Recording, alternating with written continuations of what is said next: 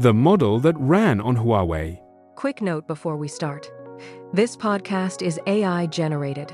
The hosts are fictional personas, and the episode is adapted from curated research articles and source material. A few weeks back, we talked about how AI infrastructure spending was becoming its own category of market story. This week, that thesis got a lot more specific and a lot more physical. I'm Avery Quinn.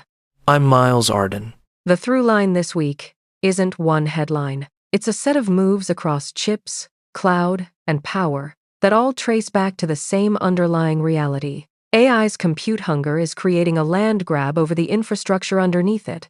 We've got geothermal going public, a nuclear IPO that popped, a chip deal that tells us something real about Amazon's ambitions, and DeepSeek's latest running on hardware that the US tried to block. We'll get to all of it.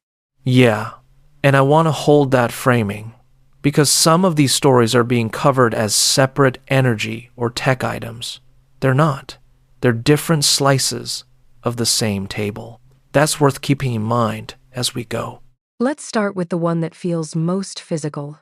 Fervo Energy filed its S1 registration with the SEC last week. The headline is geothermal. The actual story is what geothermal means for the grid. Exactly. Fervo uses directional drilling and hydraulic fracturing, the same techniques from shale oil and gas, to create artificial hydrothermal reservoirs in hot, dry rock. The heat is real. The resource is everywhere. What was missing was the engineering to access it commercially at scale. And now the engineering has arrived. Fervo has 3.65 gigawatts of power plant capacity under construction, ready to build, or in advanced development. The entire US currently operates about 2.7 gigawatts of conventional geothermal. Fervo alone could nearly double that. The anchor is Cape Station in Beaver County, Utah. First power expected late 2026. Initial tranche is 500 megawatts.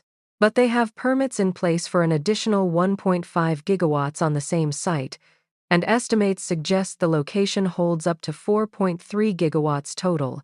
That's the world leader in enhanced geothermal systems by a wide margin. And it entered public capital markets for the first time this week. The IPO filing puts the valuation target somewhere between $2 and $3 billion. JP Morgan, BofA, RBC, Barclays are running the deal. Those banks aren't there for a lifestyle company. Right. But here's what I keep coming back to. Geothermal is categorically different from solar and wind in one specific way. It produces firm power that runs regardless of weather. Data centers want it. Utilities want it. The question is whether the regulatory environment under this administration treats it differently from other renewables in a way that makes it actually investable at scale. That's the right frame. The piece makes the case that institutional investors have decided the technology works, the economics pencil out, and the regulatory posture is differentiated enough to put real money behind it. That's not nothing. But we should say clearly, the IPO hasn't closed. Cape Station hasn't delivered a kilowatt yet. Induced seismicity risk and drilling costs are still live concerns. Also worth noting, the headline figure in some coverage is 150 gigawatts. That's from IEA projections for cost-effective enhanced geothermal potential in the US. USGS estimates 135 gigawatts in the Great Basin alone. NREL projects 90 gigawatts, economically achievable by 2050. Fervo's contribution is its lease position, nearly 600,000 acres across the American West. The resource is real. The path to accessing it just became more legible. And that leads us directly to the nuclear story, which is about the same grid problem from a different angle. X Energy. Stock closed up 27% on its first day of trading Friday. Raised $1 billion at $23 a share. The pricing was upsized from an initial target of 16 to 19. That tells you something about where the demand actually was. The pitch is small modular reactors. But that's not really the story. The story is who wants nuclear power and why. X Energy's two anchor customers are Dow and Amazon. Dow is conventional industrial power. Amazon is a different order of magnitude. Amazon has a commitment for up to 5 gigawatts of capacity by 2039. 5 gigawatts is roughly the output of 5 large conventional reactors. And the valuation at close Friday was about $11.5 billion. To put that in context, the 2 reactors completed in Georgia in the late 2010s cost roughly double that total, took decades, and still ran over budget. Which tells you investors are pricing in a future where whoever controls small, modular, factory-built nuclear capacity has a structural advantage. Not because it's clean or cheap, but because it's dense, dispatchable, and available on timescales that solar and wind simply cannot match for facilities running continuous heavy compute loads. So both of these stories are, at root, about the same problem. AI infrastructure needs power. Power that is reliable, dispatchable, and increasingly urgent. Geothermal and nuclear are 2 different answers to that same question. And that urgency is what makes the valuation premiums in both stories worth taking seriously. The demand signal is no longer theoretical. It's in the IPO documents. Now, let's move to the chip layer, which is where this week's sharpest story lives. DeepSeek released V4 this week. And it's been covered a couple of ways. The benchmark story and the geopolitical story. They're both real. They don't map neatly onto each other, which is exactly why the story is worth sitting with. On the technical side, DeepSeek V4 is a 1.6 trillion parameter mixture of experts model with a million token context window. The company's own benchmarks show it competitive with GPT-5, 4, and Gemini 3.1 Pro on several coding and reasoning tasks. On Live Code Bench, DeepSeek claims a pass at one score of 93.5 versus GPT 5.4's 91.7. On Codeforces, a rating of 3206 versus 3168. Those are DeepSeek's own numbers. Third-party evaluation is still underway. But even accepting them at face value, DeepSeek's own data shows the company trailing the frontier on knowledge-intensive benchmarks by a margin they themselves describe as roughly 3 to 6 months of developmental trajectory. And the pricing is aggressive. V4 Flash costs 14 cents per million input tokens and 28 cents per million output tokens, cheaper than GPT-5. 4, Nano, Gemini, 3.1, Flash, and Claude Haiku. If those prices hold, DeepSeek is undercutting the frontier by a real margin while claiming comparable performance. But here's the part that deserves more attention than it's getting. DeepSeek explicitly highlighted compatibility with Huawei's Ascend chips. This release was designed to run on hardware the US tried to block. US export controls were built on a specific theory: restrict chip access, slow Chinese AI progress. DeepSeek's V4 suggests that theory needs revision. If Chinese labs can train competitive models on domestic hardware or route around restrictions more effectively than US officials have acknowledged, the strategic logic of the chip war requires rethinking. And it goes beyond hardware. There's the question of what DeepSeek trained on. Anthropic has publicly accused DeepSeek of mining outputs from Claude to improve its models. OpenAI has made similar allegations. DeepSeek denies them. The US government has escalated, claiming China is running an organized effort to extract value from American AI research at scale. Whether DeepSeek specifically is guilty of what the US government is describing, the broader pattern is real. Chinese AI labs have demonstrated a consistent ability to take frontier model outputs and produce competitive products at lower cost. That's a market structure problem that American AI companies' current business models are not well equipped to solve. And I think that's the right frame. Not triumphalist from Beijing, not panic about American competitiveness, a market structure problem. The two ecosystems are decoupling in real time, each investing in hardware and software that doesn't depend on the other. That's not a race. It's a structural split.